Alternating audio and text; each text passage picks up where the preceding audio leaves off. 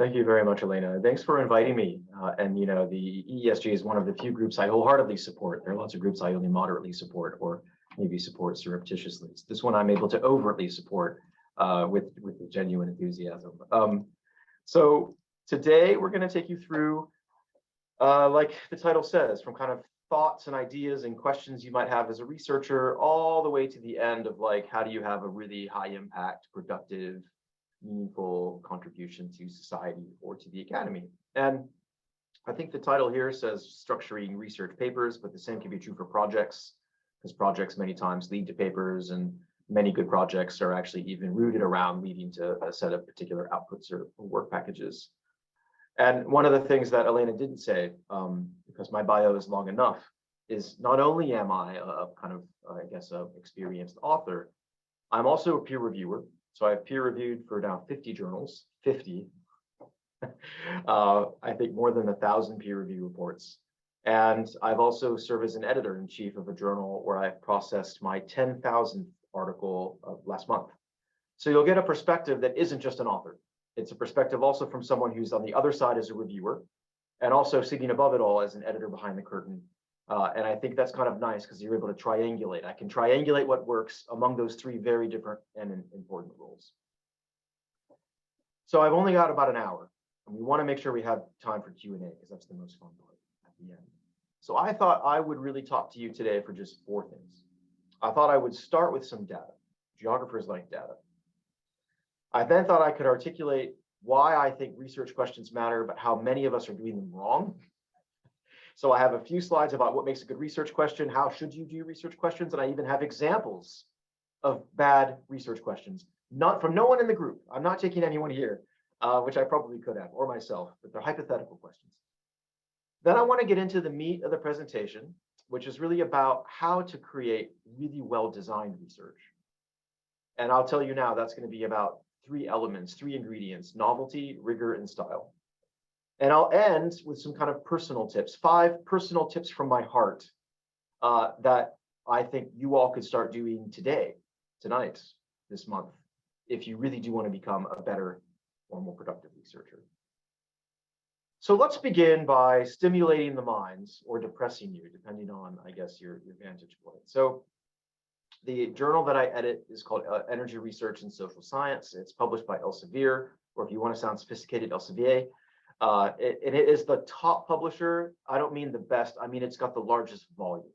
So it is still the world's biggest publishing house. Springer Nature is second, like Wiley Blackwell is third, Sage is fourth, Taylor Francis is fifth. So Elsevier is not the only game in town, but I have access to their data. So they receive 1.3 million articles a year, more than a million.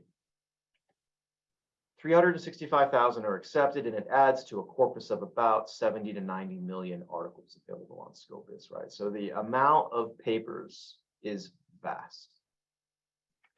And this also gives you a sense for the breadth of our community, right? There are 700 million downloads, almost a billion, from about 11 million peers across more than 100 countries. So this also helps you understand who is the community at large using Science Direct. It's about 11 million people, which seems really, really big, but maybe not when you realize we have, 8 billion people on the planet. So it's a very small percentage, professional researchers publishing in academic works. But this also lets you know how broad the peer review community could be, as well as how broad the readership community could be.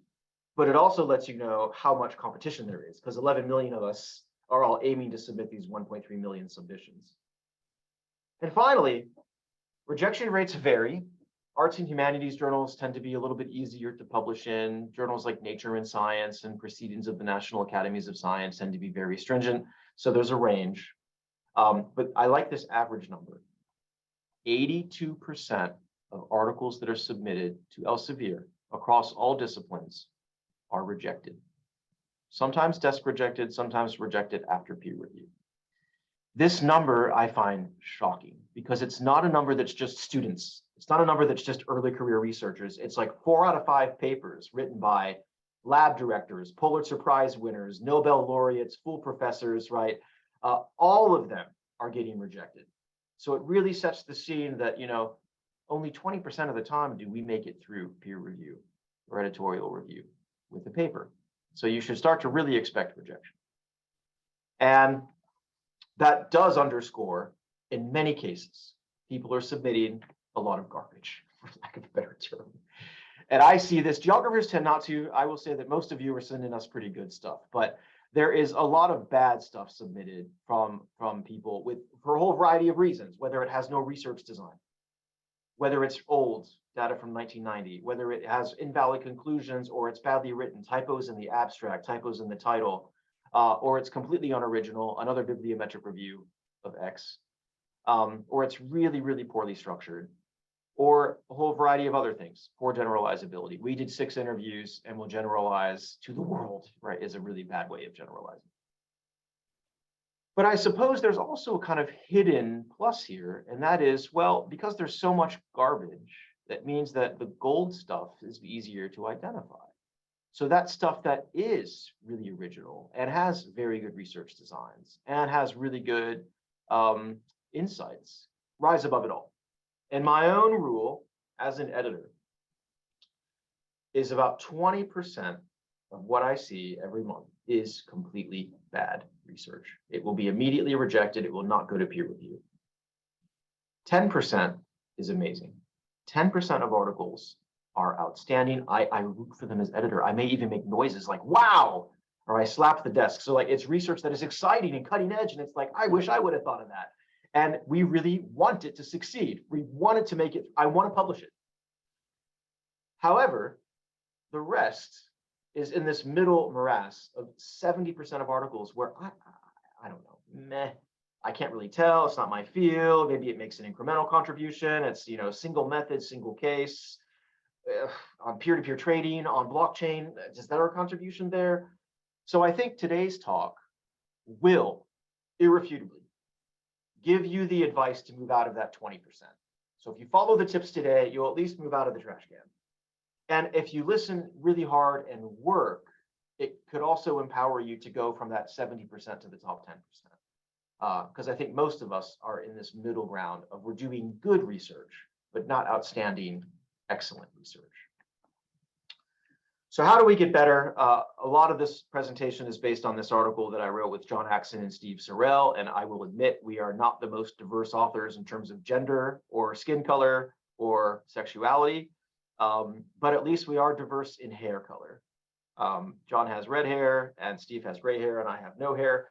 But more importantly, we were very diverse on disciplinary backgrounds. So John is a transport studies scholar who does a lot of data analysis, a lot of survey analysis, and a lot of very sophisticated focus group designs. Steve Sorrell is an econometrician. So he's able to do modeling and experimental science. And I'm much more qualitative research. So we kind of got a perspective crossing all of those domains that really wanted to, in this article, which you can read later, and it's open access and free, give you the basic building blocks for how to structure your research, talk to you about what the heck novelty is. You'll even, if you do a control F search for novelty in the aims and objectives of journals, you'll see it, because most journals will put, we want novel research. What does that mean? Offer codes of practice, which I won't focus on so much here, but you can read the article for whatever research design you use. We'll give you different codes of practice to improve it. And finally, and maybe most contentiously, talk about how to write well, what that means, having style. And it's not just writing well, it's also being humble and being transparent. So I think the basic building blocks begin, for me, with the research question or research questions. And I quite like this typology because it puts research into different domains or quadrants. We have the gold standard, or at least, I guess in this graph, the gray standard, Louis Pasteur's quadrant of use-inspired research that also advances science. So this is work that has like commercial application, solves a social problem, but also advances science or conceptual thinking. Sweet spot, doing both. Very hard to do. Pasteur did it because he was able to advance our science of microbes and bacteria and pathogens, but also create food preservation techniques that had a meaningful impact on food security and nutrition. Much of us are in the Edison quadrant, that business school work, right, purely applied. And many of us are also in the kind of only pure science one, where we have no interest in commercial application. Let us hypothesize geographies of dispossession. We don't really want to engage with policymaking.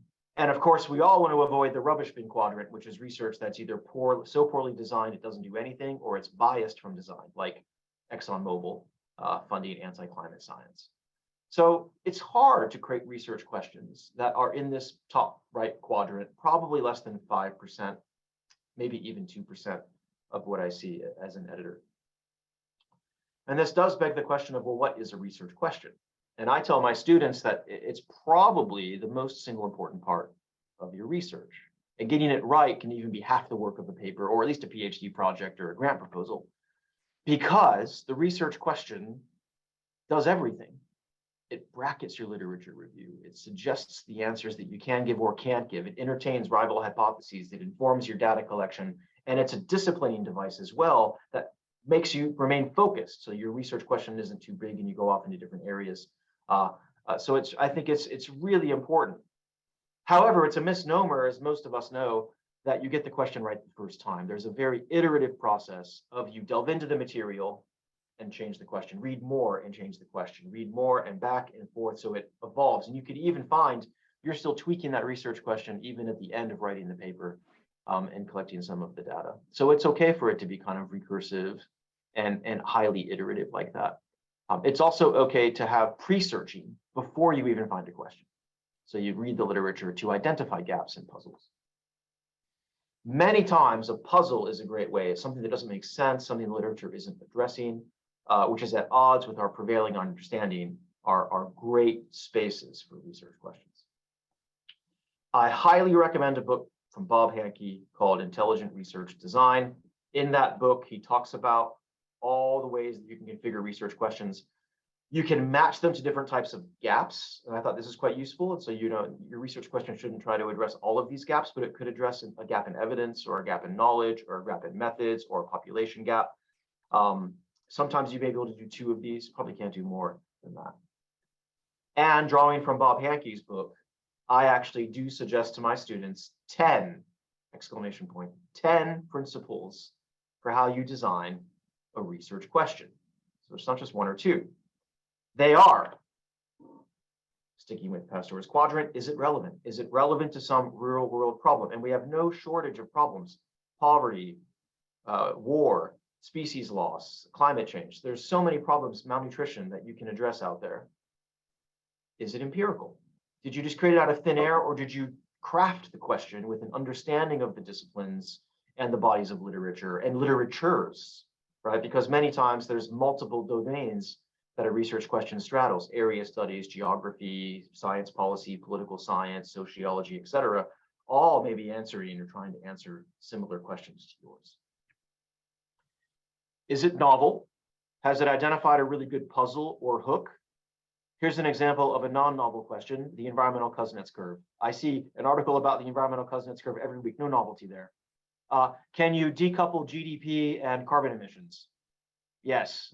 That's not a very novel question. We know that. However, good questions also need to be concrete, which means they're only one question. I've also seen people try to get away, and I've done this myself sometimes in grants, where the grant lets you ask one research question.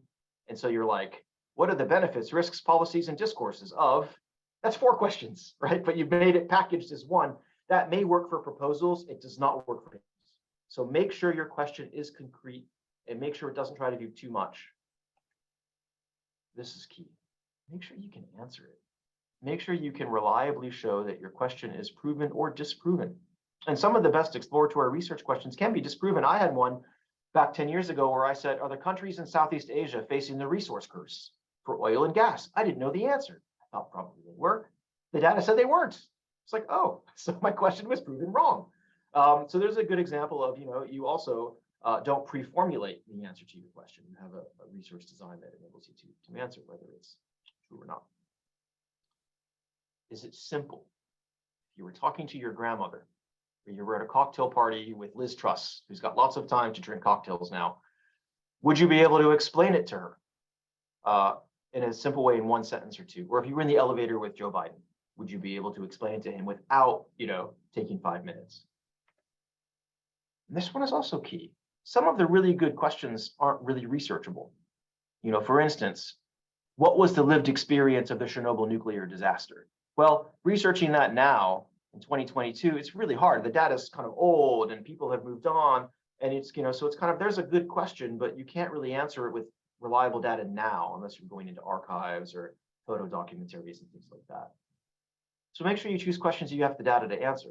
So if you're in Singapore, where they don't let you criticize the government and won't give you government data, don't ask the question. I'm also a big fan of factual questions. I don't like counterintuitive questions or questions that kind of hypothesize future events.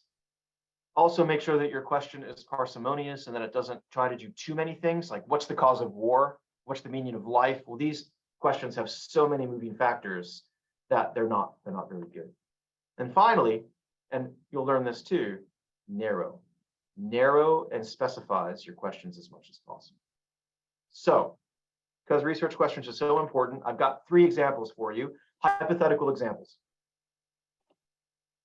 Bad research question. Does socioeconomic development require the prior democratic consolidation of extant political arrangements? Lots of words, sounds pretty sophisticated, but what I think they were trying to say, does democracy make nations better and wealthier? But again, that question isn't really narrow, it's not parsimonious, it's not really researchable. Much better would be, well, have democratic reforms made China wealthier from a specified time frame? So you can see moving from a really broad idea to a much more narrow question we actually answer with reliable data. And we'll see this again. Is protectionism dead in the 21st century? What does dead mean? I mean, sounds good if you're writing for like, a blog, but not academic discourse. Well, maybe you mean have protectionist measures fallen out of favor among major agricultural exporters of the past century. Again, getting better, but which protectionist measures, which agricultural exporters, and past century, 100 years, I mean, World War I, World War II, the moon launch, like there's a lot going on. It's probably too big of a time period for you to answer that question. Maybe much better is have these 3 countries utilize protectionism in their farming sectors in the past 30 years. Final example. Does Singapore practice the precautionary principle? What do you mean by Singapore? Do you mean the civil society, the government, the people of Singapore, corporations in Singapore, et cetera? Maybe to pilot your research questions. So you could actually have discussions with them, have discussion groups. We even had PhD coffee hour where you bring your questions and write them down. You may have 10 versions of the question and you play around with which one works best and all of that. You play around with different words: climate mitigation, climate policy, climate action, carbon reduction, carbon abatement, right? So you can, many terms of the same thing. Once you've got your research question validated, or at least a pretty good idea of it, then you want to do something a lot of papers don't do, which is state your aims and objectives. So many people just ask the question and then say, and this paper is structured as follows. We'll actually say, in answering this question, our aim is to contribute to the geography literature on dispossession, and also open up whole systems thinking, and also bring to light gender and feminist studies. There's a good way of, like, you've got 3 other objectives, 3 communities you're trying to engage with. And too few studies forget to do this, or too many studies forget to do this. Then you want to make sure you have a research design. And I know in human geography and even some political science disciplines, you don't have a research design. I was seeing a 50-year review of, I think, political science journals that found like 30% didn't have research designs. I don't think that's valid. I think you absolutely always have to have a research design, both for transparency and replicability. It's expected. We tend to reject articles that don't have them because it lets people know how you collected your data. And it also gives you a chance to talk about limitations with your research design. So a research design are how your methods work in concert to achieve your objectives and answer your research question. And in our beloved field of energy social science, of which I include geography, there are basically seven research designs. There are experiments and quasi-experimental designs, mostly in behavioral science, but also in political science and sociology. There are literature reviews. There are surveys. There's data analysis, which could be of surveys, but also of other things, secondary data, census tract data, other statistics. There's quantitative energy modeling. There's qualitative research, which is a catch-all for focus groups and interviews and household diaries. And there's case studies. And of course, you have many research designs that are hybrid. You'll be maybe data analysis of energy modeling, or a lit review of, say, different experimental research designs. And unfortunately for us, these research designs all have various core disciplines. They all have very different techniques and protocols. And here's what's really troublesome for us. Many of them have very divergent research cultures as for what makes excellent quality. Even going from, say, psychology to sociology, you often run into interference with people upset with how they design their studies, what concepts did they use, et cetera. And you have extremely different codes of practice for what is considered rigor and validity. And this is probably the most precarious for the social sciences, like political geography and anthropology and science and technology studies, where we don't really have. After you've chosen a research design, however, you then need to grapple with one of the first three things that makes good research, and that is novelty. And what in the world is novelty? Well, this is one of the things that John, Steve, and I worked on, and we think there are three types of novelty. First type, and the type that is probably closest to many of your hearts, is conceptual or theoretical novelty, creating new concepts, dispossession, the resource curse, or other examples, technological innovation systems, social practice theory. And if you're really, really good and minded, like David Harvey or Mike Davis, you can create and invent entirely new theories and approaches. It's dangerous territory. It's very hard to do. I've done it a few times to very little fanfare. My theories are no good. So there's a high risk there. And I don't really expect a lot of early career researchers, unless they're just brilliant, to be the next Foucault or the next Bruno Latour. So I would say that inventing and creating new theories, while it looks great, and it certainly is novel, is precarious. What you can also do, however, is synthesize or reformulate existing theories. And I really like this in management studies. There's the unified theory of the adoption and use of technology, UTOT.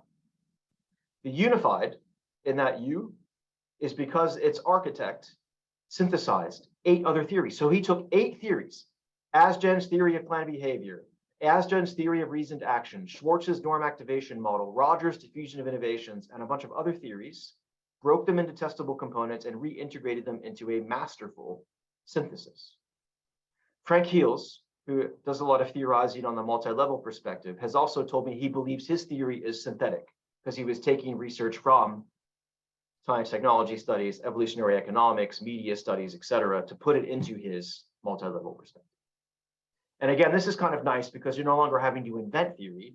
You're like shopping around as a magnet and synthesizing theories together.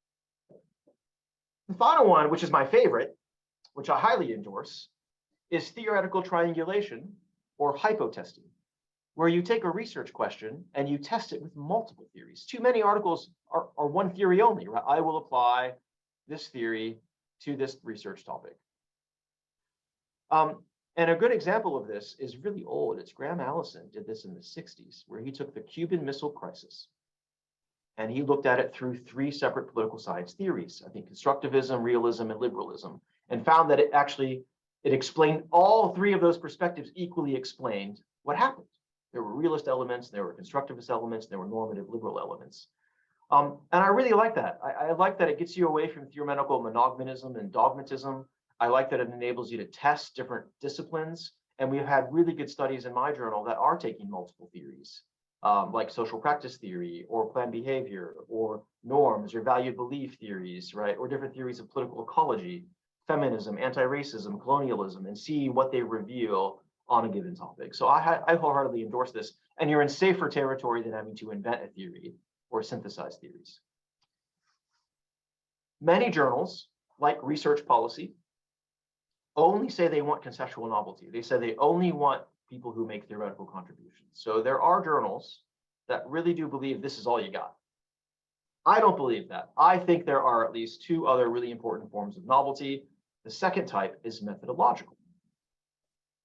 This is really, well, how did you put together that research design? Was it maybe with mixed methods or multi-methods, which were sequenced in a particular way? You did focus groups to identify narratives. Those narratives led to models, and then you actually validated the models in a survey. Beautifully done progression of different methods in order, which are very hard to do. And I would still say that most studies are still single method, although my own take, if if you noticed, actually all of our recent papers at the Sussex Energy Group over the past 5 years have been mixed methods, because we really do believe there's better explanatory power and there's better triangulation. And frankly, it's easier to get through peer review. And it does help minimize bias. So I still think that there's a lot of novelty. 90% of stuff is not mixed methods. So you can be novel by claiming you're novel because you combine 2 or 3 methods together. Those modelers here, not sure we have a lot of modelers here, could make sure their modeling is more behaviorally realistic. And so this is accounting for information asymmetries, it's accounting for biases, it's maybe more agent-based models that account for satisficing decisions rather than optimizing decisions, with transaction costs and other things slowing down behavior. Finally, something that I don't do enough of is longitudinal research. It's a lot of my studies will collect data from interviews or participants in 2022, and that's it. One shot. You go there, you do your interview, you record it, and you leave. And there's a lot to be said for panel data or going back to respondents over and over again to get more reliable answers, because their things may have changed. And there's a lot of good evidence that, like, once you drive an EV, that experience of driving an electric vehicle changes your preferences, right? So preferences aren't static. So why should we use static tools? We should use longitudinal tools. And a really good example here is Ben's article on laundry. If you want to understand the intricacies of laundry, he had 20 years of time use diary data. So he's able to answer, right, methodologically in a novel way, something that we could never answer with just interviewing a household once. This brings me, though, to my third type of novelty, which is my favorite, and probably the one I do the most of, which is empirical novelty. Maybe you don't invent a new theory. Maybe you don't have the resources or the wherewithal to combine methods or to create new models. I still think there's a lot to be said for taking existing theories or concepts and just putting them into new places. And a good example here is Michael Horowitz took the diffusion of innovations theory. This was like Everett Rogers, meant to be like automobiles and washing machines and microwaves, and applied it to terrorism. Like, terrorism is an innovation. That's really novel. And you see that suicide terrorism did have early adopters, late adopters, laggards, people who didn't adopt, etc. So it helped explain really well these patterns of terrorism. You could also get new ways of doing data collection from harder to reach groups. So the harder the group is to reach, prime ministers, children, indigenous groups, survivors of Fukushima, usually the more valuable the research might be, because the value here is just getting the data. It's going to the Congo, into the cobalt mines, going to Bolivia to speak to maybe populist peasant resistance, struggles, that are happening over grain policy. Or it finally could be new forms of evidence, like access to big data, machine learning, topic modeling, Twitter and Facebook, or telematics in cars that are monitoring people's driving behavior, or remote sensing. There's a good study here by Morgan Bazilian and colleagues that estimated that the amount of oil being produced by ISIS was far, far less than the CIA claimed. There was threat construction and threat exaggeration. And their remote sensing data helped show the threat wasn't nearly as big as we thought it had been. So again, the value here has nothing to do with concepts and very little to do with methods. Remote sensing is a method that's been around for 100 years, 50 years. It's new forms of evidence and new applications. So you got to have novelty, whether it's empirical, conceptual, methodological. But then also have to have rigor. It's hard to define. Many people use rigor synonymously with internal and external validity. It really just kind of means being careful, making sure that your research question was answered with a high degree of reliability.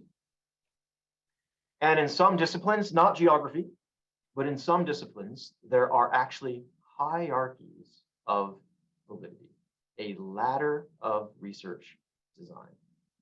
As you move up the ladder, your study moves up the hierarchy. So the argument is that, well, someone's anecdotal experience is something, but an uncontrolled pilot study is a lot better. And even then, a large RCT is even better than that. And then a meta-analysis is better than that. And I can give you an example, right? I smoked a cigarette and coughed, right? Is anecdotal experience. I did a pilot study in Winston-Salem, North Carolina, where 10 people smoked and coughed. Both of those have far less explanatory power than a meta-analysis of 180 countries with 80 million people over 30 years that found effect sizes that smoking contributes to emphysema and coughing, right? You answer that question better with the more rigorous research design. And I have seen many peer reviewers who almost use this as a checklist. And if you're too low on the ladder, you're rejected. I've also seen, maybe much to your chagrin, people propose The same sorts of things for lit reviews. Well, a narrative review with no sampling is okay. What about a systematic review, but they don't really weight studies, and followed all the way again by meta-analysis? I certainly see them for data analysis studies all the time, and I even know very dogmatic colleagues of mine who will reject outright anything that's not multivariate analysis longitudinal now. Even if you've got good bivariate descriptive statistics and ANOVA and MANOVA and all that, they will still reject it, rightly or wrongly. They think that the only way you can control is to control for effect sizes and interaction effects and have extreme hierarchical regressions and all of that. We've been seeing them for case studies. Ryan, Tom, isn't 2 cases better than 1? And isn't 4 better than 2 and 10 better than 5 and 50 better than 10, right? I mean, where does it end? 1,000 is better than 100, right? But again, there's something to be said, right? A study about like wind opposition to wind turbines in South Africa says far less than, say, a global study of 800 cases of opposition in 85 countries, right? It probably has better explanatory power. I do try to problematize these hierarchies. First of all, you need someone to do the lower levels, to do the high level analysis. If no one did the pilot study or the single case, how can you do the comparative case, right? And in fact, there could even be something said that it's kind of wrong of some researchers to like swoop in and only do reviews, to like grab what everyone else has done and then churn out meta-analysis, because you can do it from your desk. They don't even have to go outside. They can just do it from their desk, from their computer. It's also very hard for research designs that mix methods, because usually if you're mixing methods, how then would you go up the hierarchy for all of them? That's just ridiculous. You'd have to have like 1,000 cases and 1,000 interviews and 1,000. No, you can't. So you kind of have to mix and match. There's still disciplinary differences over what the hierarchies are. You could take a beautifully done Foucauldian discourse analysis, but if you send it to Nature, they're just going to laugh. Just like if you took a standard RCT, randomized clinical trial, and send it to Theory, Culture, and Society, they're not going to accept it either, because those research designs don't fit those different disciplines, even though they're still really well done studies. I tell my students, horses for courses, that's an English term, or fit for purpose, right? Make your research design and your hierarchies of validity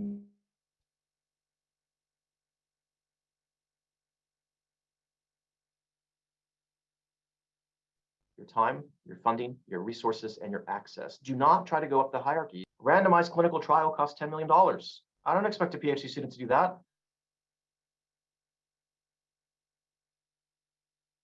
A good meta-analysis takes 1.5 years. If you make or narrative reviews, right, or other research designs that don't require so much time.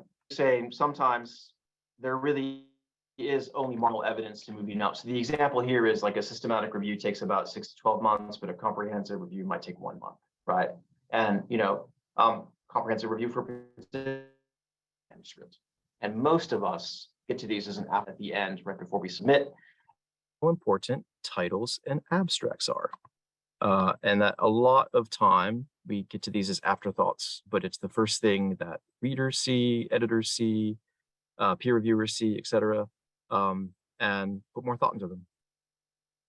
It's also, like I said earlier, having things well structured around a research question, often with the high-level outline. Most of my papers back when I was writing from outlines would begin with a half-page outline, but it becomes a 2-page outline, a 10-page outline, and it just kind of grows from there. You could also think through structure. And there are actually lots of ways to structure things that aren't necessarily what's called the IMRAD way, which is introduction, methods, results, and discussion. You could have instead chronological structures, conceptual structures, cross-disciplinary structures, hypothesis testing structures, spatial structures, technological structures, thematic structures, narrative structures that tell stories. All acceptable, in my view, ways to present your research. And of course, there are hybrid structures as well that may mix and match, like a conceptual one that also has a spatial structure, because you're actually presenting your data across different cases. I think style is also taking the time to write well. We call this microstructure. So it's making sure that you take care to write in the same voice, whether it's passive or active. It's making sure your paragraphs are unified and making sure that you're careful with your references and your reference list and your formatting and your shorter short rather than long if you can, and you minimize your jargon and acronyms. And also, I think you utilize visual display items, which is something that political scientists tend not to do, but I know a lot of geographers tend to. You like maps and photographs, things like that, which I think really, really matter. Because I could tell you about energy poverty in India, or I could show you a photograph of the 9-year-old coal miner. And I could talk about how you could see the Deepwater Horizon oil spill from space, or I could show you the satellite image from NASA that shows it from space. And there are all sorts of other tools that you can do. I'm going to tell you a secret, Alina. Most people don't read the full article. They skip. They may read the introduction and the conclusion and then come back. And so you want to make it easy on them, right? So that means putting in devices into your paper that will catch those lazy readers who aren't actually doing their job to read the whole thing. For instance, in this paper, we tested multiple propositions about energy security with different questions from a survey. And this table in the intro is completely redundant, right? It's all in the paper. It's just there, though, to try to grab that reader and say, hey, here's what we're going to do. So we didn't really need it, but it was a good device at structuring what we were going to do to make it easier on the readers. Same with Haverine summary tables in the conclusion that do the same thing. It's all in the paper, but in case you just skipped it, here's what we really found. Or say you have a fairly complicated research design. In this paper, we had twin lit reviews. We had a literature review of the academic literature, and then one of the popular literature. This is back when I was a postdoc, so I couldn't read 983 articles, so I randomly selected 1 out of 10. Good enough for energy policy. And it got us a final sample of 52. And it's a little bit confusing, right? Because we have these different lit reviews, different corpuses of data. And so we made a little diagram, which you can tell I made myself, that just, here's our research design. When we talk about that 52 articles, here's what we mean. Same with, I could have presented this data in a pie chart or a bar chart or in a table, but to me, it's much more effective visualized as an oil drum to see these are the energy resources of our beloved United States in the lower contiguous 48 states. And you can tell that actually the country's biggest reserves are renewable. So then why are we only tapping the fossil fuels and the uranium and shale at the top of the oil barrel, right? I think it's really effective to see it visualized this way. It makes you ask questions maybe you wouldn't have asked if you just saw numbers on an Excel sheet. Can also use display items as documentation. We were documenting unfair interconnection standards for solar photovoltaics, and we're taking images of draft rules at some of the interconnection procedures for PJM and other interconnection issues. And finally, you can simplify. This is published in a paper with Marilyn Brown, where it was initially 10 figures. And we decided to put it into 1 figure, which was more of a dashboard. And it kind of is simple. It's still a bit busy, but the way to look at it is that the 2 things in italics, energy intensity and SO2 emissions, are areas of energy security that got better for the United States, and all of the other areas got worse. So there was this kind of question, how come the country's doing so poorly on energy security? Apart from visual display items, final part about style is about attitude. And this is hard. It's hard for me. It's hard for a lot of scholars because we're smart and we have advanced degrees and we've spent so long, right, getting the PhD and getting trained. But it is being transparent and humble. That means for me, erring on the side of transparency and disclosing more assumptions, right? Don't leave the reader to guess. Put it in the paper or in the supplementary material rather than leaving it out. It means actually proactively listing your limitations. You do this yourself in the paper. And I've gotten all my research fellows now to actually have a limitations section of their paper called limitations, usually in the methods section. And I found if you do this really well, peer reviewers will reward you for it. It's also very hard. Be respectful to those that you critique and find ways of critiquing them in polite ways. For instance, you could say that Thomas from Tom Pitak was shit. All right, it was a horrible, horrible research design, bad research, shame on him. Or you could just say, I was inspired by Tom and I build on his research.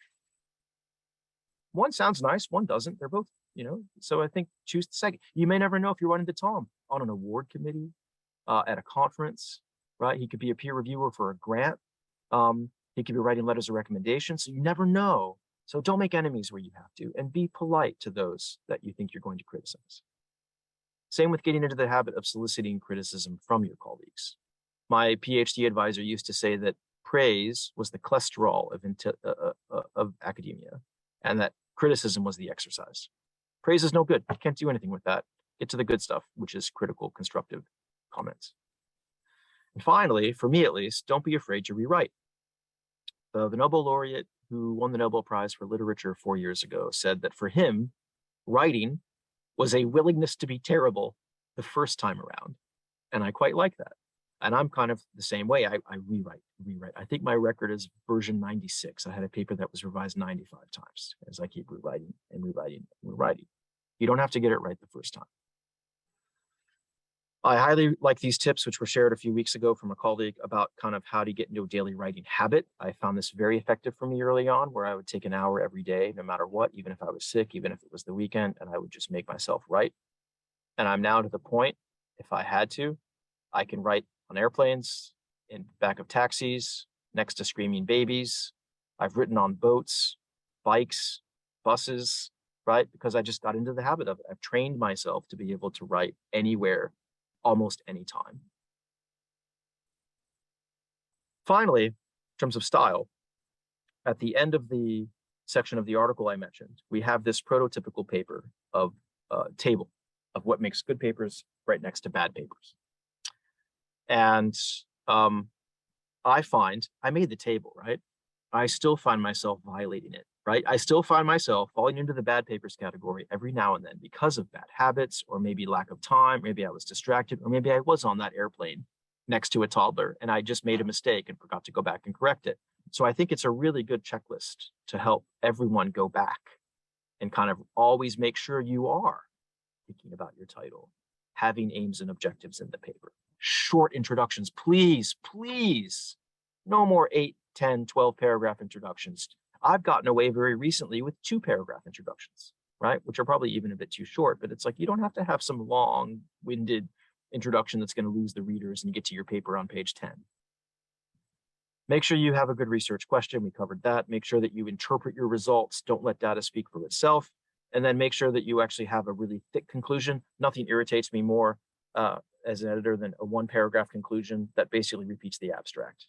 Do more than that, right? Tell us the new frontiers your study opened up. Tell us about the policy implications. Tell us about the implications for practice. Tell us about conceptual debates. Tell us about the puzzle. Tell us about other puzzles that may have emerged based on your research. And make sure that you also follow these general tips for structure.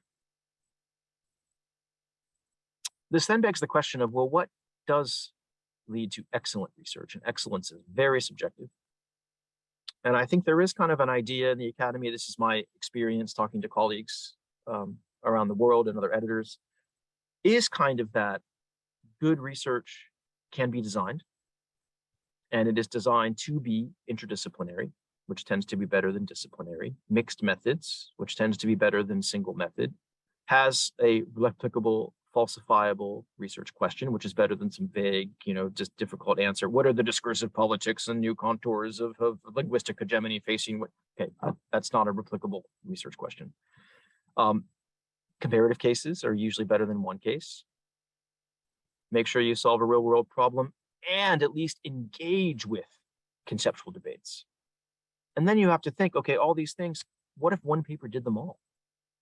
Well, it was interdisciplinary with a really rich authoring team that had 3 or 4 methods, that had a really crisp research question over 2 or 4 cases, that addressed climate change and also some new theory. That, ladies and gentlemen, is probably that 10% outstanding contribution.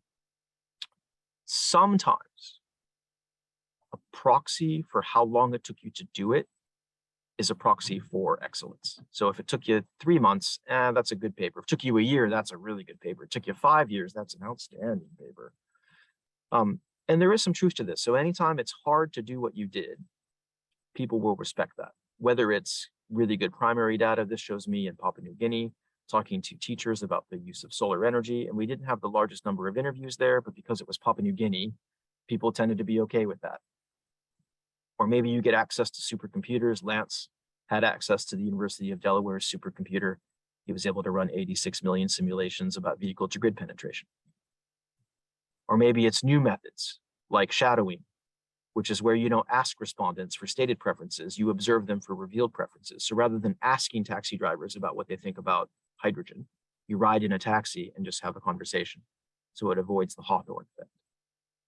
Anything else that takes time and care, meta-analysis, systematic reviews, large-scale content analysis. My research fellow, Lawrence Williams, decided he wanted to understand political debates about shale gas in the UK. And I sat down with him and it was like, okay, what time frame, what political debates? He was like, all of them. And he did. He read a content analysis of 1,552 political documents over the entire duration of the shale gas debate in UK Parliament. Right? Didn't have to. Took him about 4 months. He was like reading 10 a day. But because of that, it elevated that paper up from maybe an energy policy to a global environmental change, right, which is a much, much better journal in terms of impact factor and things like that. So again, because it took him so long, reviewers were really impressed. He didn't sample, he read them all. It tends to pay off. Same with mixing methods. These are all the methods that I've used. That actually shows me, by the way, holding a dosimeter next to reactor number 4 at Chernobyl, which we used in a paper on nuclear power safety. And yeah, I think, think through also excellent outputs can sometimes just tap into really, really good original mixed methods data. Finally, and this is the last piece of advice before we get to my tips,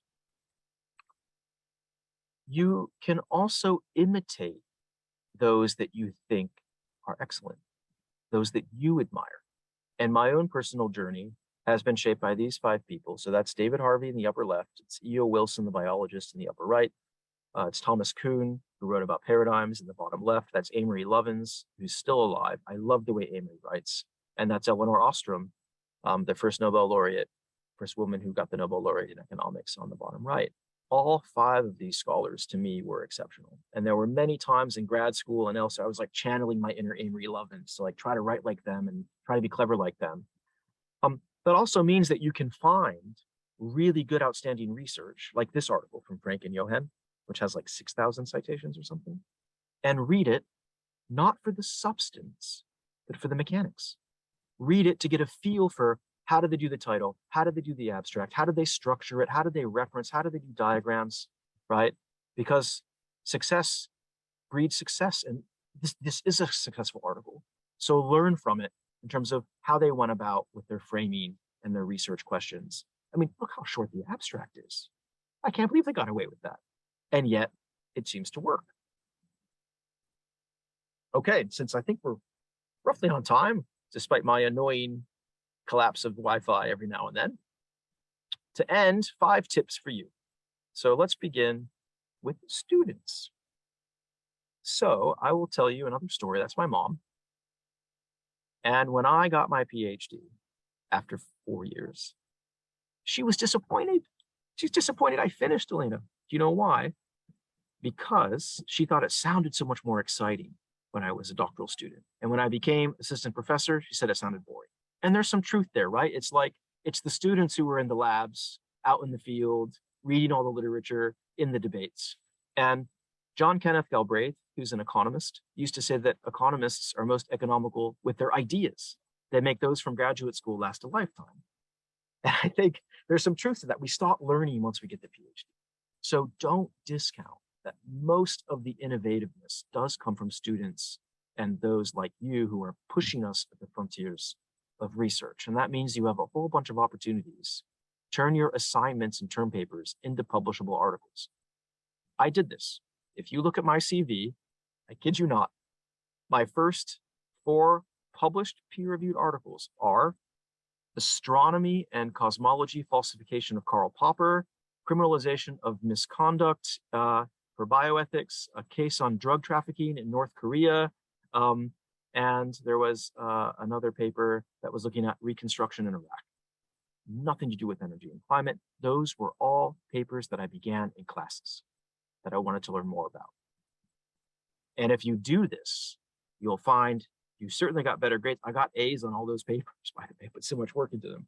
But you also get better articles because you're getting feedback. You're learning about publishing. Although I hate to say that my article on malaria was rejected by the American Medical Association, but such is life. And you get a chance to distinguish yourself in your department. If you're successful, you've published, you're helping everyone. So I think it's totally fair for you to partner with professors and leading thinkers at your university, and even if they're not at your university. So here's a good example. William Rafey was at Harvard as an undergrad and wrote to me with an idea for a paper. And I was like, Will, okay, show me what you can do. And he did. He went away for 4 months and did a large-scale content analysis of the discourses of coal, clean coal in South Africa. And there's an example of it, resulted in a paper. I didn't even know Will, but he was hardworking and diligent and polite and dedicated, to the point where you can partner with people like this. For those of us that are on the other side, we can also partner with students, although again, don't abuse them. Don't just put your name on it because you're their supervisor. So I mean, bachelor's theses can become articles, master's theses can become maybe 2 articles, and PhDs can become 5 articles and possibly a book. Working with supervisors, all of us have a desk drawer or file on the computer of conference papers or proceedings that are dormant. So we should utilize, dormant original data and working papers we never quite finished. My success in publishing is probably also partly related to the fact that I had research-only positions for the first 3 jobs. I had no teaching, which can make a huge difference, right? Because I could just focus on research. And if you're having trouble because you're a lecturer, you got a high class load, take a sabbatical, or look for visiting fellowships where you can write, or even places like the Bellagio Center from Rockefeller has fellowships to help scholars who can't write spend 3 months in Italy to write, and they'll pay for it, right? So there are lots of places that you can create the space to write, even if you just can't quite do it right now. The second lesson is you don't always have to start at the top. Don't always have to start with Nature and Science or Annals of the AAG, right? Or Political Geography or Progress in Human Geography. You can go down a little bit to other journals. And you also don't always have to start with full research articles.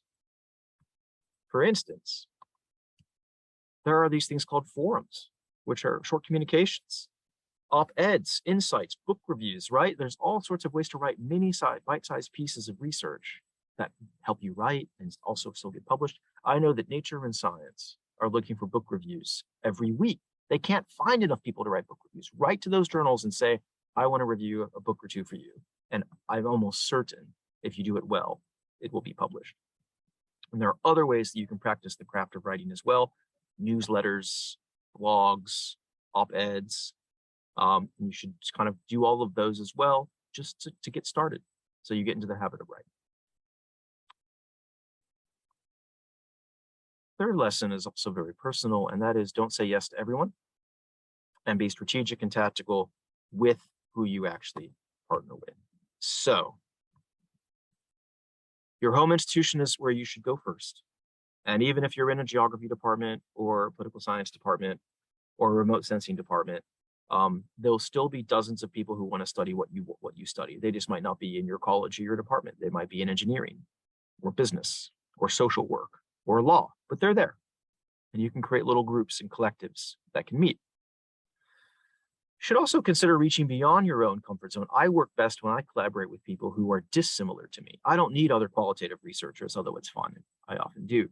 It's the modelers and the quantitative people that are my weakness. And so I partner a lot with them because they do stuff in math and statistics and econometrics that I can't do myself. And so it creates a team of rivals, an interdisciplinary team of expertise that goes across different disciplines. That said, be selective. And I no longer partner with anyone who's on this list if they are jerks. However you define that, it's not worth it. Don't. If they're mean or they're insensitive or they're rude or they're bullying, whatever it is, don't. But also if they don't meet deadlines. Make sure they write well. Otherwise, you're just going to be having to rewrite what they do, which is just as much work as if you had to write it yourself. Make sure that they're rigorous and make sure that they're ethical. If they're all 5 of these things, they probably should be cherished. There's a lot of people who might satisfy 3 of those or 4 of those. And so if you do find people like this, stick to them like glue and keep partnering with them. And it's also why in my career, probably about 1/3 of my publications are with a common set of authors because I know them and trust them. They meet these criteria and we work really, really well together. If you do it right, 3 people on a paper is a third the work. If you do it poorly, it really is 3 times the work. That also means learning to say no. I say no probably 10 times before I say yes. And so that's also important. Don't just say yes to everything. Another provocative lesson that gets lots of heads shaken at me where I go around the world. The perfect is the enemy of the good, and good is often good enough. I am a big fan of not submitting an article when I think it's perfect, or not even submitting when I think it's ready to be published. I submit when I think it's just good enough to pass peer review. Why? Because first of all, peer review can take ages. The record for me is 6 years. And the average wait time is currently about 9 months at most journals, including geography journals. But it's also about staking your claim and owning your ideas. I have had ideas stolen, right, at times before, whether it was colleagues unintentionally or intentionally took your idea and beat you to the publishing punch. And what's to be afraid of? Peer review is usually double blind and it's completely anonymous and confidential. So it's not like your bad paper is going to go in front of your boss or your partner and you're going to be ashamed. In the best case, you still get free comments, or in the worst case, you still get free comments back for free. And I really like this term from my advisor who said, you know, you never ever finish a paper. You only abandon it, because you can always keep making tweaks and tweaks and tweaks. And I think far too many of us wait and wait a little bit too much. Final lesson, which is also very personal, is develop a thick skin. Eleanor Ostrom, I had the benefit of meeting her, told me that one of her best papers, which was in her Nobel Prize citation, was rejected 5 times. Imagine if she'd given up after the 3rd time, right? And same with my most cited article, What Are We Doing Here? It was rejected 5 times before I was able to publish it a 6th time. So sometimes, ironically, the stronger the paper, the more innovative the paper, the more disruptive the paper is, the more it will be rejected, rather than the other way around. I was looking this up last week. If you count all of my articles, all of my grant proposals, all of my op-eds, I have been rejected more than 2,000 times. Got rejected this week and last week and the week before. And I'll be rejected probably again next week. So, you know, it happens. It's happening to all of us. And there is no shame in rejection. I know grad students who don't tell me they got a paper rejection for 6 months. Chuck, have you checked on that paper? Silence. Chuck, have you checked on the paper? Just tell me. They were afraid that I was going to kick them out of the program because they got rejected. It's like, no, it happens. It happens to all of us. So I really do think it's hard to do. Flip your mental attitude. 82% of articles are rejected. Expect rejection. That way, you'll be pleasantly surprised when you make it through, rather than perpetually grumpy and disappointed that you were rejected again. And I think for me, at least, it's this kind of thick skin, knowing to persevere, might even explain more than my research training and more than my research appointments and my funding and all of that, why I've been so successful at publishing, because I just don't take it personally. And I think this is from Star Wars. One of the differences between a master and a beginner is the master has failed more times than the beginner has even tried. So that all said, research is so important. We shouldn't take it too seriously. And I really like this quip from Albert Einstein, who said once, if we knew what we were looking for, it wouldn't be called research. And I also think that there is a really important role for stupidity in academic research, and that too much of us are afraid, right, to think we might be seen as stupid in front of colleagues. But I think, you know, I feel stupid every week as I'm learning about different research science, et cetera. So allow yourself to be curious and just know that all of us are dealing with rejection all the time. And with that, I will gladly stop and open it up for questions, Elaine.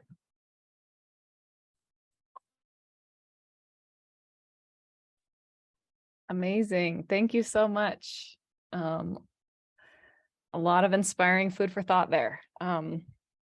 So I think we'll just open up the floor for questions. You can raise, just go ahead and unmute yourself and pose your question, or raise your hand if there's a lineup. And yeah, the floor is open.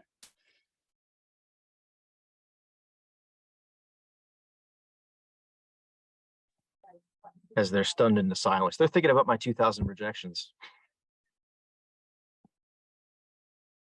It's an encouraging data point. That's nice. Thank you.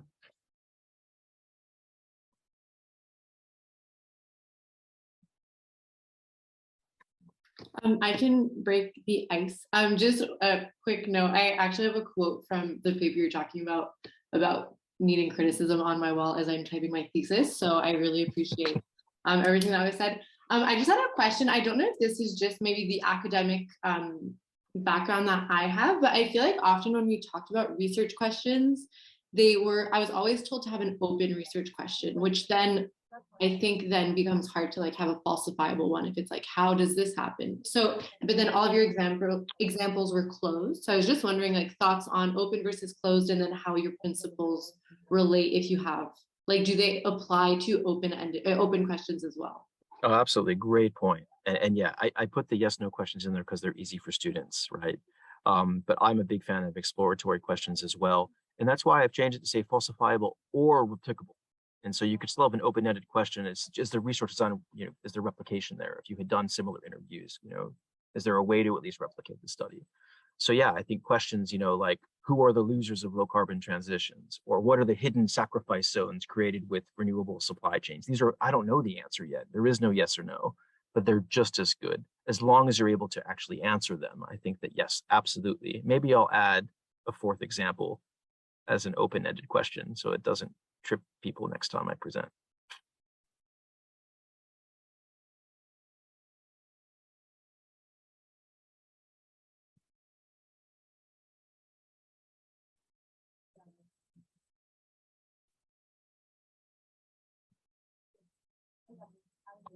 I have a question. I was wondering, this also is related to research questions, because you put forth the idea of like the elevator test, could you say it succinctly to a non-expert? And I've struggled with this a little bit because I feel like when I do the elevator test with my research, I sort of explain the most low-hanging fruit version of my research, which is like, what are the impacts of renewable energy, when really I'm interested in that, but also big questions about capitalism and like electricity markets. And so I'm just curious about how you navigate when what you really care about is kind of like hard to explain and theoretical for many audiences, and not dumbing it down, or I don't know, just conveying the importance with clarity of kind of abstract and theoretical questions.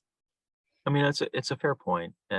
And yeah, you don't want to make, as I think, was it even Einstein who said, keep things as simple as possible, but never simpler. It's like, don't oversimplify. So there's a balancing act there. I think that this notion of focus group testing your research questions helps, because then you may find that, the 14-word question becomes 10 words, becomes 8 words, and at least it gets a little bit smaller. But I also think that you can still make it simple. For instance, if it's a theoretical debate, say my PhD is contributing to a theoretical debate on X. So it's like, it's complex, but it's a really complex topic, and I'm trying to explore this part, so you can still acknowledge the complexity or those things in your elevator pitch. And I did the same thing. So when I told my parents my PhD was on the barriers to renewable energy, right? But it was really on the socio-technical impediments to renewable electricity, energy efficiency, and combined heat and power in the United States. So it's kind of like I had two versions, and one is for the paper and one is for the elevator pitch. I think it's more at least being able to have the elevator pitch and being able to mentally frame what you're doing in as concise way as possible. And one of the best exercises I had, it's actually the hardest class I took in grad school. And it lures you in because it looks really easy. It's a class that met for 10 weeks, and the assignment was 9 papers, 1 page. So each class, all you had to do was write a page. And I was like, sweet. Well, it just happened that that page had to summarize like a book or massive amounts of data. So it was like being able to condense and get it just in that 1 page. And he was checking margins and font sizes and spacing and all that. It was really hard. So this ability to condense complex information and to make it shorter was actually a very useful skill. And I think it applies as well to research questions. If you can make it a little bit shorter, make it shorter. But don't oversimplify. You're right there.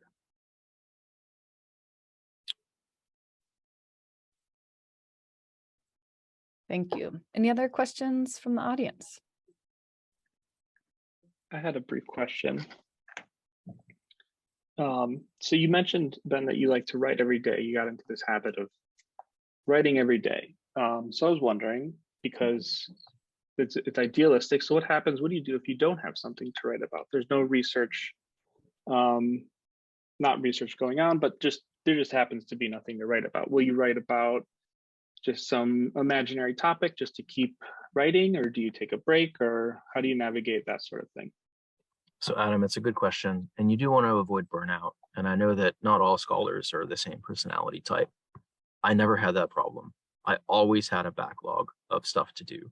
Right? And even now I've got like 15 or 20 papers in queue in various stages of development. But that's just me. It's because I'm overcommitted to projects, and I also like research. It's like, you know, people ask me what's my hobby, and I'm like, writing papers. And it's like some papers are the hobby papers and some other papers are the ones for the projects. So I'm a bad example. What I tell my students is, yeah, if you got nothing to write, still practice. And you could even give them assignments like cover the UK parliamentary debates right now and tell me what's going on. Or, oh, I heard there was a forest fire in Brazil. Write me a page on it. Or, you know, there's something that helps them. And there was a new study published in Nature. Can you give me a 2-paragraph synopsis, right? So like they're forced to think and read and analyze, critically think, reflect, and then write. So I think you can always do that. If you are looking for things to write, I would recommend this book review or news and views approach, where some of these journals are always solicit. Like a news and views is like a 3-paragraph summary of a recent piece of research.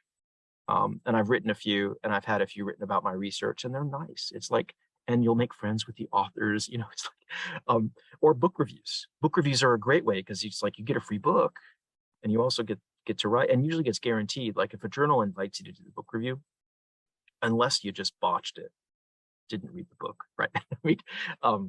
You'll get in. So I think if you could find those little things, or writing for newsletters, right? Your department or offer to write for your university's annual report. There's always content being generated.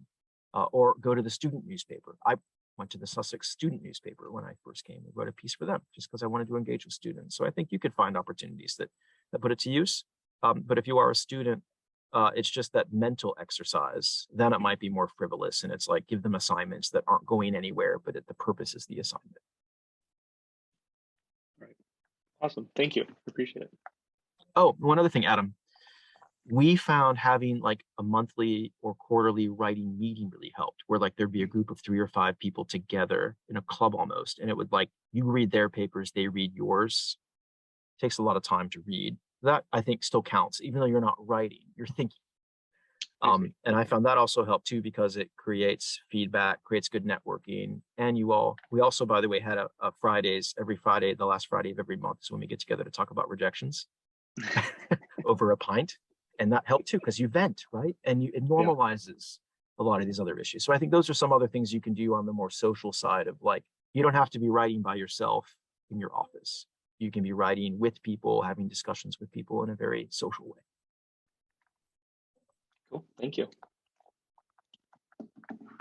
We've got a couple questions in the chat. First one, how can early career researchers identify collaborators outside of host institutions? More thoughts on that? Hey, Abbas, good to see you. So you want a really pragmatic way in your research, see who you're citing, see who you're inspired by, see what theories that you're drawing from, find out who's behind them and write to them. Even if you're not asking opportunistically for something, I still get, it's really nice. Every now and then, every month, I get a few emails that are people just like, dear Benjamin, I liked what you did. Well done. And it's like, that's much, much better than the hate mail, the criticism, and the technological advocates and zealots that get upset over my stance on whatever, hydrogen, CCS, nuclear power. So, I think that professors like to get those emails, especially if you're not even asking for something and you're just creating bridges. This is how I got to know Eleanor Ostrom. I just wrote to her and said, I just read your article on polycentrism. It blew my mind. That's really inspiring. Thank you. Let me know if you're ever in Singapore. And then 4 months later, she was like, I'm in Singapore. So we met for lunch. So it's kind of, I think you could reach out to them that way. Okay, thank you.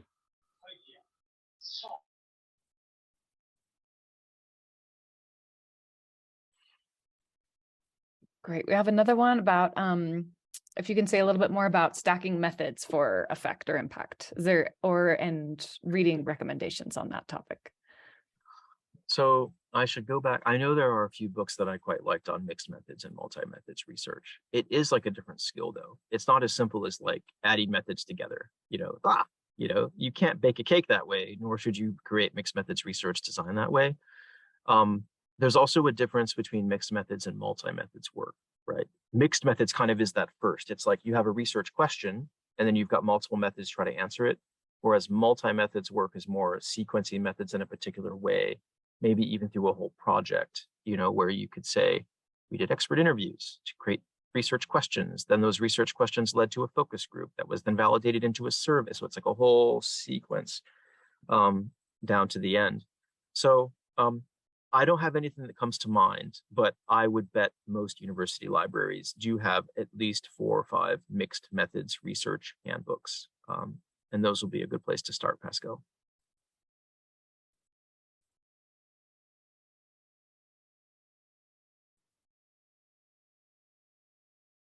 I have a question more about your role as editor, coming from the position of folks that are submitting papers. How do you deal with, even amongst all of the structures that you implement, the obvious subjectivity of reviewers, right? The classic reviewer 2. You might have reviewer 1 that gives you some very, kind, constructive feedback. Reviewer 2 might say something along the lines of, this is complete garbage. And reviewer 3 then might say something in the middle. And you can also see this when you're reviewing papers. So you have such a divergent range of reviews, which might then bounce back to the associate editor, and it may find itself back on your desk. How do you deal with that? And so we just published a piece in ERSS about navigating peer review, which is here. And the short answer is, for peer review to work effectively, you don't just need good peer reviewers, you need good editors who know how to edit and give steers. They could say, ignore reviewer 2, he's being a jerk, or ban reviewer 2 from the journal. And you also need authors who know how to respond to reviewers. For instance, having a really detailed reviewer response document. So I think what two tips that we have, and they're mentioned in the article: be polite, even if it's the most infuriating, bullying, offensive review. Then you say things like, we're really sorry you felt that way, we don't agree, but we appreciate. So you're just kind and polite, and you fight their vitriol with pleasantness, even if to the point you just disagree. You're like, well, we thought about your point about how research does. Here's an actual one: research interviews aren't a method, use a model. That's an actual reviewer comment I had. Rules out a whole school of data collection, right? We could have been like, you're a fucking idiot. Instead, we said, we thought about that, but we think it's justified. And here are 20 articles in this journal that used a similar research design. Really showed the point, but we didn't have to get into the whole, how dare you, what's wrong with you? The other thing that you can do is use the editorial decision and the other reviewers against the hostile review. If the editor wanted to reject it, they would have. They didn't. And anytime you've got a reviewer who's like, this is a well thought out, well-written study, I really liked it, use those against the reviewer who wants a radical overhaul, because the more you listen to them, you'll alienate the supportive reviewers. So I think those are some techniques to use as you're dealing with those hostile reviewers, but you still need editors who have the strength to edit. And that's what's great about those guidelines. We have 9 tips for editors too. One of them is edit, damn it. Actually edit and give authors steers and arbitrate reviewer disagreements. And you can't just cut and paste reviews. You've got to be able to kind of shape them and all of that. And we do this in ERSS. We'll tell you sometimes, which reviewers to take seriously. We override rejects all the time. And as just a little bit of inspiration, Ben Martin is the editor-in-chief. They don't have an editor-in-chief, but he's pretty much the editor-in-chief of research policy. He's the first among equals. And he did a assessment about a year ago of the top cited 50 articles in research policy. Some of them are very, very highly cited. And he said in something like in 90% of them, they had a reject up to the end. In 90% of those amazing articles, there was a reviewer who hated them so much, they held on to the end trying to stop it being published. So he trains his editors, it's okay to override or reject, right? And I think we need a lot more of that. We have a lot of young editors who are just afraid and they're like, oh, if there's a reject in here, that's it. So know that the most good papers are so good, they piss someone off who then becomes vested against the paper. Congratulations. That's good advice. I remember I was sort of giving some instruction to one of my grad students about this very process. And I looked back at the first paper that I published in ERSS, and my responses to my reviews, I tallied them up, and they were actually longer than the published paper. I think the published paper was 17 pages, but my responses were about 20 pages in the end. There are also just bad reviewers out there. So the two examples that I give three examples. The shortest review I've ever had, which was upheld, by the way, I appealed, was one word. No. Seriously. And the editor processed it. It's like, come on, really? I had another one that was profanity. They used the F word 4 or 5 times and accused me of being, a variety of things. And that review is upheld. And then finally, this is more funny. This is at a geography journal. The review was just a paragraph long. And in the end of the paragraph, it said, going to dinner, remember to get back to this. And they didn't. So, and I lost that as well. It's like, this review isn't even complete. Well, they still said reject, other comments to the editor, So yeah, if those 3 reviews are still being maintained, that lets you know sometimes the fights you have to fight. Absolutely. But yeah, I still bristle over the no. No.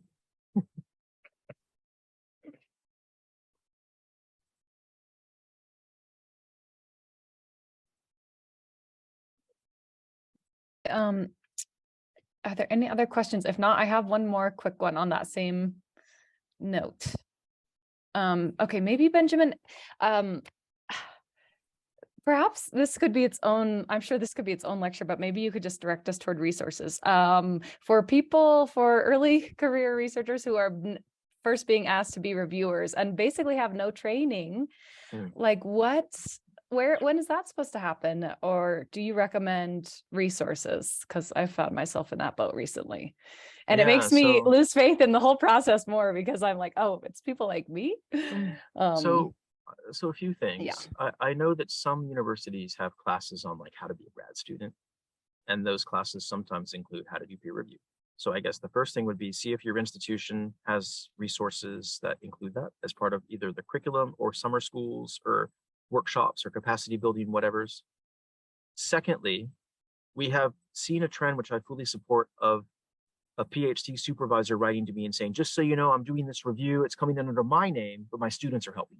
So it's kind of acknowledged. It's like, or even a class. I've seen people in a class. In fact, I once had this happen to one of my articles with an 85-page review because it was just the stupid class. It was like, come on. But it's like you have opportunities to work with your supervisor or other mentors about how to do peer review.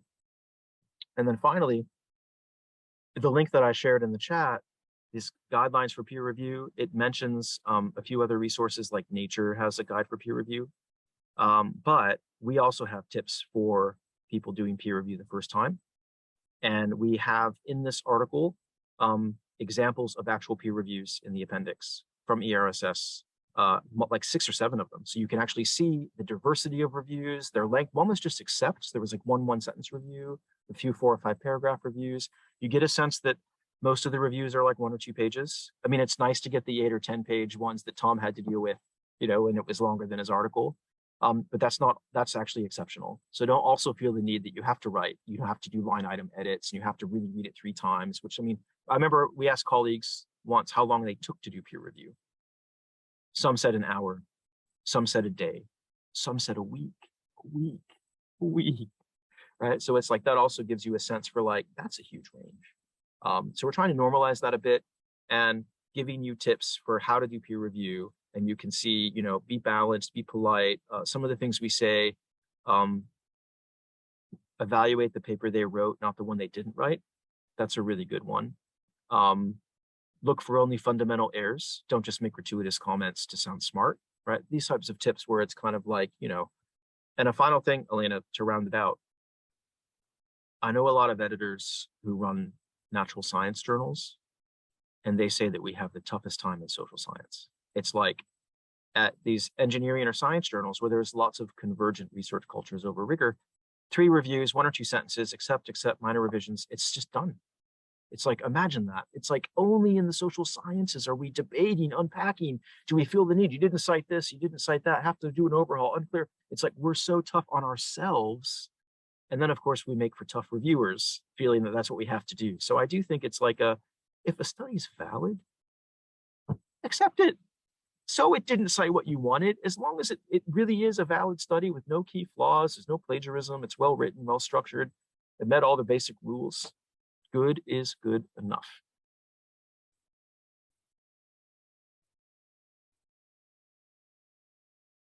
Great, thank you. Well, I guess we're sort of at the end of our time here. Yeah, a big thank you so much, Benjamin, and thank you to everybody who attended and stuck it out. And this recording will be available soon on the ESG website. And I think that's all. Tom, do you want to say anything else? Yeah, again, thank you for your time, Benjamin. We know you're incredibly busy, and from what you've told us, you've probably written at least some part of an article while you've been doing this presentation. So we're excited to see what comes of it. You know, we again, we want to try to serve the community and support everyone in whichever ways we can. So please let us know what we can do and what we can do better. And we hope to see you at the conference in January and maybe the annual conference in Denver in March, I think it is. And elsewhere, now that we're all sort of moving back into shared spaces again. So thank you all so much. Thanks, everybody. Bye. Thank you.